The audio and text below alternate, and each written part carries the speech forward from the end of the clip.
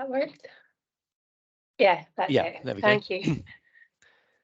Okay, thanks very much, Joanna, and good morning, everybody. As Joanna just said, yeah, my name's Tim, and I look after copyright here at the library at University of Aberdeen, and obviously joined today by my colleague Leslie. So yeah, the aim for today is to talk to you a little bit about open licenses and how you might use these for publications and for research data. So what I'm going to do now is I'm going to attempt to share a presentation with you. Let's see if this works.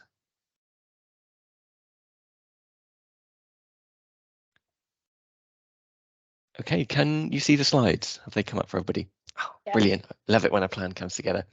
Okay, so here we go.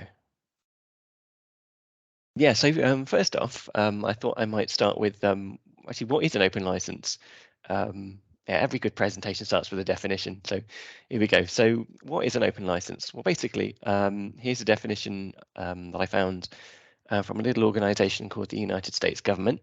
And they basically state that an open license is, as you can see here, a legally binding instrument that grants permission to access, reuse, and redistribute a work with few or no restrictions. So in sort of simple language, that means that an open license it's an arrangement where you give somebody permission to use your work in a certain way, provided they abide by certain conditions. And you sort of do this in advance. You do this as you put the work out there. So it means that people don't have to contact you individually every time to ask you for permission to do something. You basically do that in advance. And as it says here, open licenses, they generally don't put very many conditions on what you can do. So they tend to be fairly free in the kind of reuse that they allow. And we'll look at some examples of licenses in a moment. But yeah, in a nutshell, that's what an open license is. Okay. And it's worth reminding us, I think at this stage, as to why this is important. So if I ask you a question, who holds the copyright for your research outputs?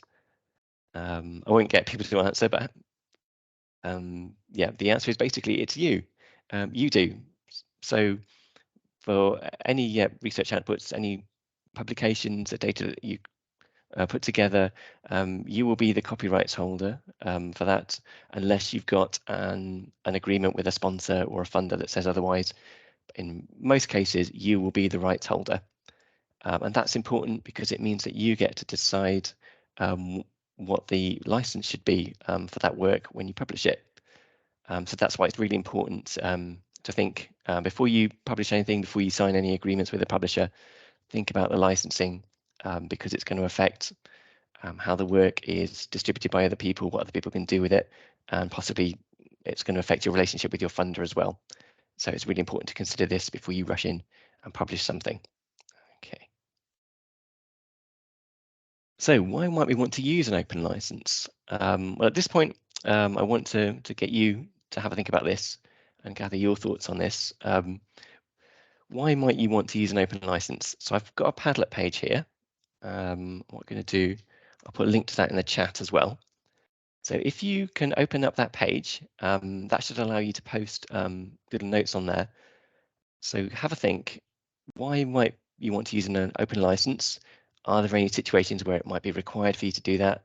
Or what are the advantages of putting your work out under that kind of license?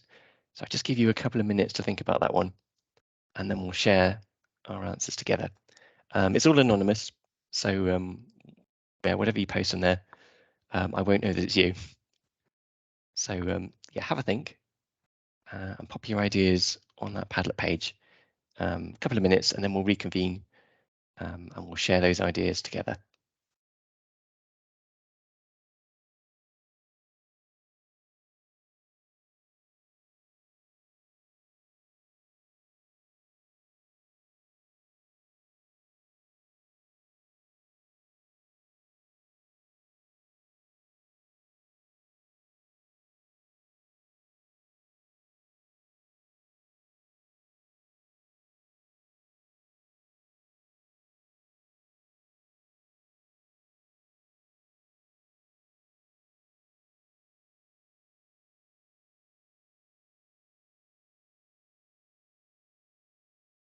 Okay, thanks very much. I can see people have logged in. We've got some excellent suggestions on there already. That's fantastic.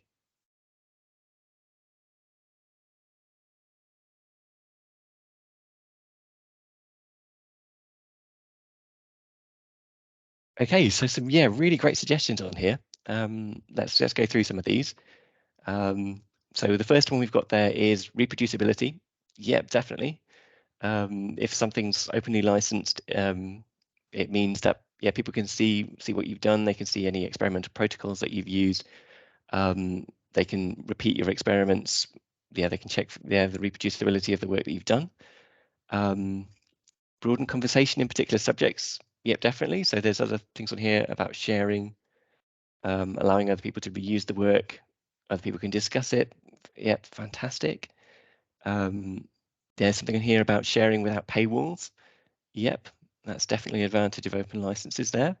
It means other people can see your work and they don't need to pay. So it makes it much more broadly accessible to people. And we've got some questions about other people getting credit for your work, or other people not sort of getting the copyright on your work. So with open licenses, normally there will be a requirement with most licenses that the creator is credited if anybody else uses the work. That was normally a condition on the licenses, and we'll look at that in a moment. So yeah, under an open license, that doesn't grant people the ability to pass your work off as their own. They will have to credit you if they reuse that work. So that is an advantage of using an open license there. And when you grant an open license, you still hold the copyright. You're basically just allowing people to use the work, but you are still the copyright holder. If you have a particular open license and somebody wants to do something different, so say you license something under a non-commercial license and somebody did actually want to use the work commercially, they can still come to you. They can still negotiate with you to use the work in that way. But the open license is just kind of a default thing that you put out there, but people can negotiate with you if they need to use the work differently. So you are still the rights holder. You don't give up copyright when you use an open license. Okay, some other things on there. Meeting funder requirements. Yeah, definitely. Lots of funders now have requirements for publishing work under an open license, and we'll have a look at that in a moment.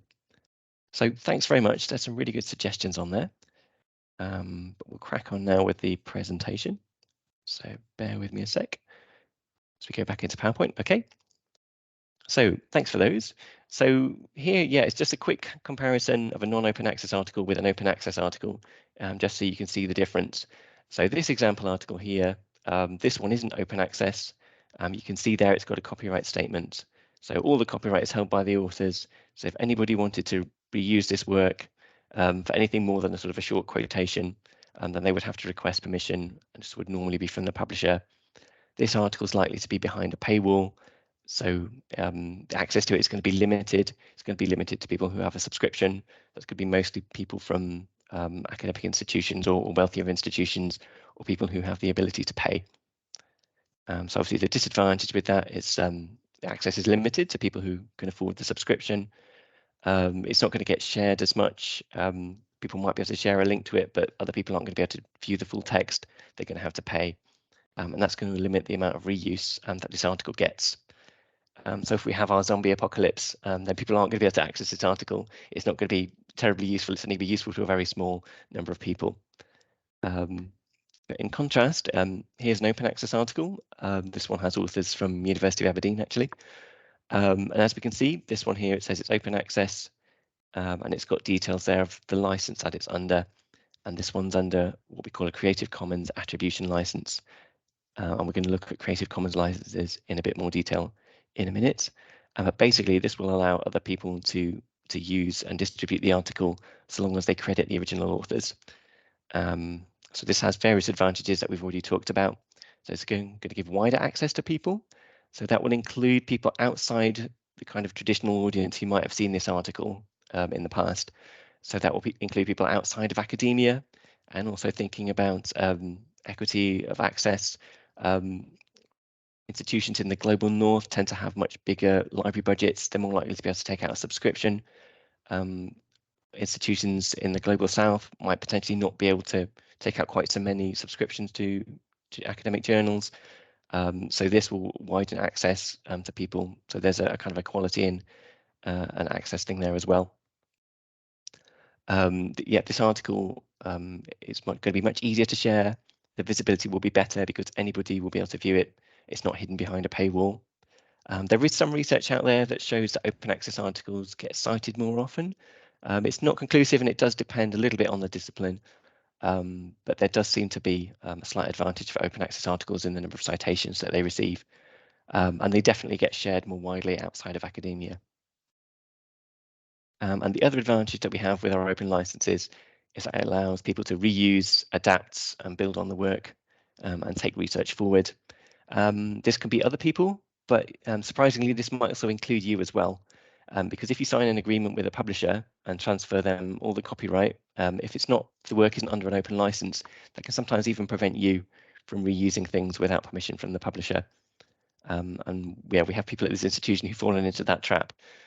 So this is something else that can be bypassed by those open licenses. Okay. So now we've looked at the reasons why we might want to use an open license and what the advantages might be. Here's just a sample of some of the open licenses that are out there, some of the more common ones. So there's an open license for government material. There's the Creative Commons licenses, which we're going to look at in more detail. And then there's some other licenses that I've got under here that might be used potentially for data or for software. And Leslie's going to talk about those in a bit more, or some of those licenses in a bit more detail. So without further ado, let's look at Creative Commons licenses. Basically, these are a suite of open licenses. The simplest license is a basic attribution license, which means that anybody who uses your work has to give you credit, give you an attribution when they do that. But then there are other conditions which we can add on top of that. So as we've got in my kind of ice cream analogy here, and we've got our basic license, and then we can add in extra conditions, extra flavors on top of that to build up a license. So I'll show you what these different conditions are and how we can put them together to make a more complex license. So the basic one is BY, and that's our attribution license. So if we have CC BY, so Creative Commons attribution, that means that anything that has that license, if anybody uses it, they must give credit to the original creator. But apart from that, people can use the material for all kinds of different purposes. That could be commercial, could be non-commercial, and there aren't any restrictions in that regard. So that's the basic attribution part of the license. Another condition that we might have is the share alike condition. And this means that if anybody else uses your work, and maybe they build in it or transform it or modify it in some way to make a new work, if they do that, when they share that particular work, they've got to add the same kind of license to that work. I don't know if anybody's heard of the idea of copyleft instead of copyright. It's kind of ensuring that things are perpetually shared. That's what this condition is designed to do. Okay. We also have another condition which is NC, which stands for non-commercial. And this means that people can only use the work for non-commercial purposes. As I was saying earlier, if somebody did want to use the work for a commercial purpose, they could potentially contact the rights holder and try and negotiate that. But by default, the reuse is limited just to non-commercial uses. And the final condition, there are only 4 of them, and the last one we've got here is ND, which stands for no derivatives. And this means that other people can't create what we call derivative works from the original. So people can redistribute the original so long as they don't change it in any way. So that's obviously quite restrictive.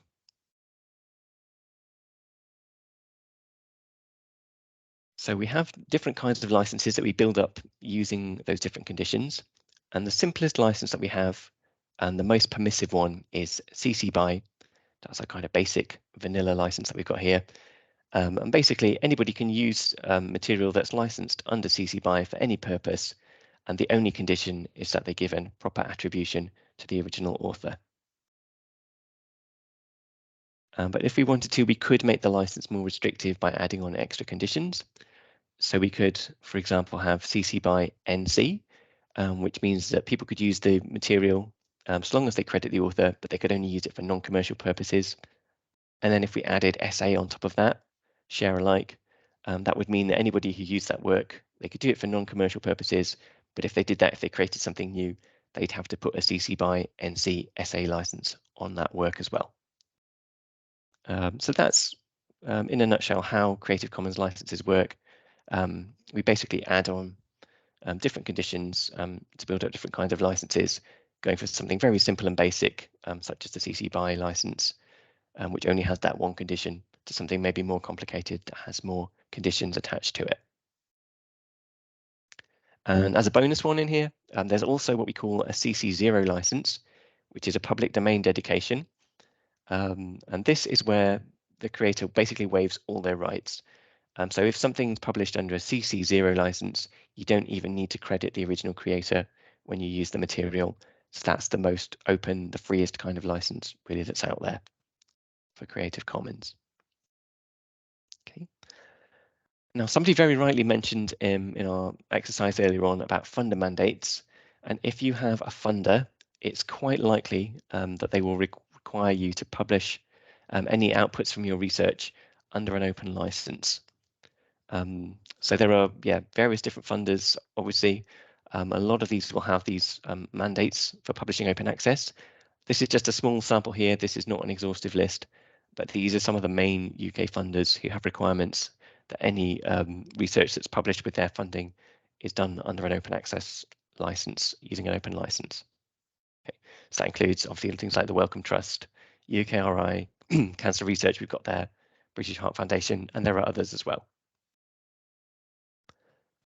This is really important to note. Most funders that have a requirement to use an open license for research that's funded by them will require you to use a CC BY license. So that's not just any old Creative Commons license.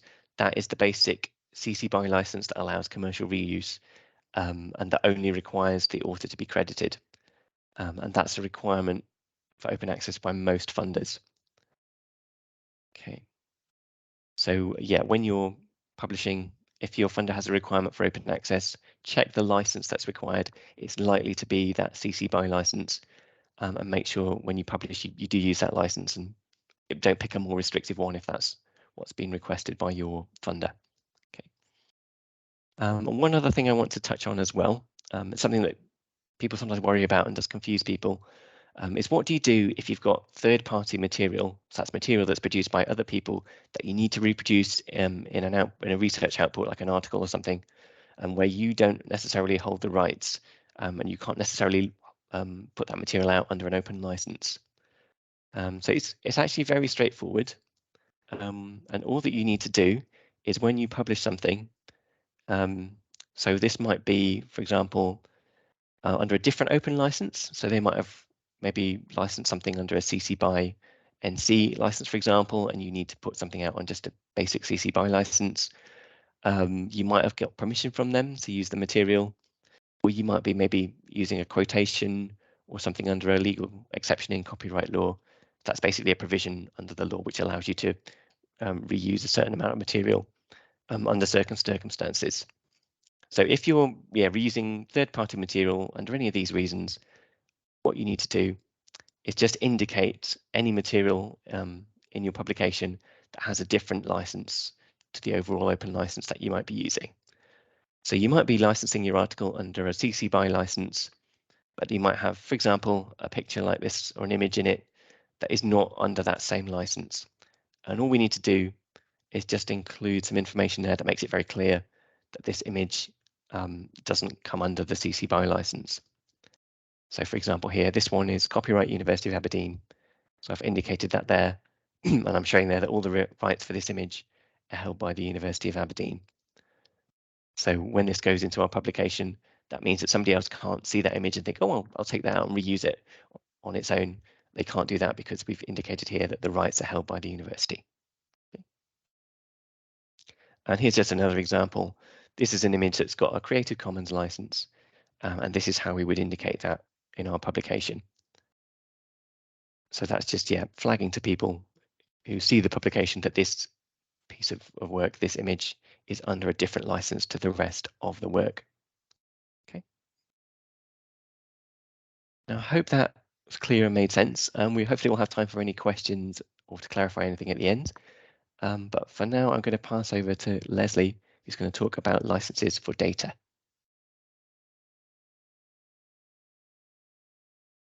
Hi there. So I'm just going to do a really quick sort of whistle-stop tour as to how some of these licenses apply to... Oh, Tim, would you mind sharing again? Yeah, sure. Sorry, I'll reshare that. No problem. Yes, I'm just going to give a really quick whistle-stop tour as to how some of these licenses apply to the use of data and coding software as well.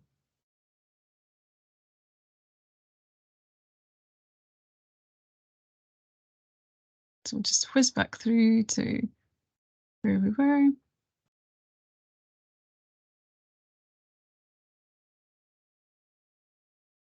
That's us. Thank you, Tim.